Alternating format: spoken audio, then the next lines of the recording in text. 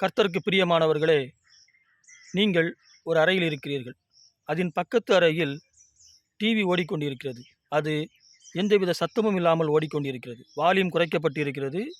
முழுவதுமாக வால்யூம் குறைக்கப்பட்டு இருக்கிறது. நீங்கள் அதன் சத்தத்தை கேட்கவில்லை. நீங்கள் அதை பார்க்கவில்லை. அப்படி என்கிற பொழுது அங்கு ஒன்று நடைபெறவில்லை என்று நீங்கள் உணர்கிறீர்கள். ஆனால் உண்மையில் நீங்கள் உணரவில்லை என்பதற்காக அங்கு ஒன்று நடக்காமல் இல்லை. நடக்கிறது நீங்கள் உணராமல் இருக்கிறீர்கள் என்பதுதான் பொருளாக இருக்கிறது. அப்படித்தான் கர்த்தர் உங்களுக்கு சொன்ன வார்த்தைகளும் நீங்கள் கர்த்தரிடத்தில் கேட்டவைகளும் நடந்து கொண்டுதான் இருக்கிறது. தேவன் அவைகளை நடப்பித்து கொண்டுதான் இருக்கிறார். நீங்கள் பார்க்கவில்லை, கேட்கவில்லை என்பதினால் உங்களுக்குள் அது நடக்கவில்லை என்கிற உணர்ச்சி இருக்குமானால் அதை நீங்கள் தவிர்த்து விடுங்கள். உங்கள் உணர்ச்சியின் அடிப்படையில் கர்த்தருடைய வசனத்தை தேடாதீர்கள். கர்த்தருடைய வாக்கு என்ன சொல்லியிருக்கிறதோ அதன் அடிப்படையில் உங்கள் பிரச்சனைகளை குறித்து யோசியுங்கள்.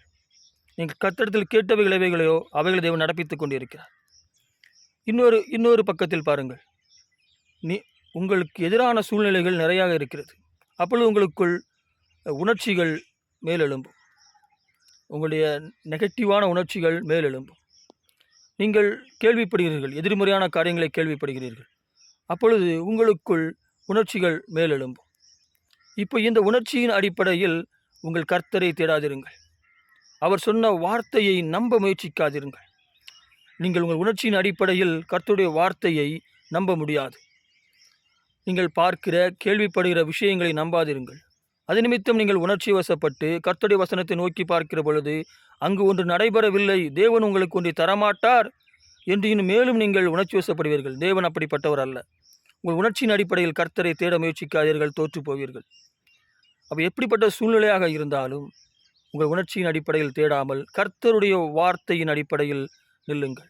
அவருடைய வல்லமையை அறிந்து, அவருடைய வல்லமைக்கு உட்பட்டு எல்லா காரியமும் இருக்கிறது என்பதை அறிந்து அவருடைய வல்லமையை நாடுங்கள். நீங்கள் ஒன்றை உணரவில்லை என்பதற்காக அந்த காரியம் உங்களுக்கு எதிராக நடந்து கொண்டிருக்கிறது என்பதை நீங்கள் நினைக்காதீர்கள். அப்படிப்பட்ட உணர்ச்சி வசப்படுகிறவர்களாக இருக்காதீர்கள்.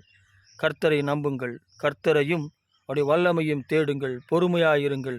கர்த்தர் உங்கள் வாழ்க்கையில் எல்லாவற்றையும் நன்மைக்கு ஏதுவாய் முடிப்பதை நீங்கள் காண்பீர்கள். ஆமேன்.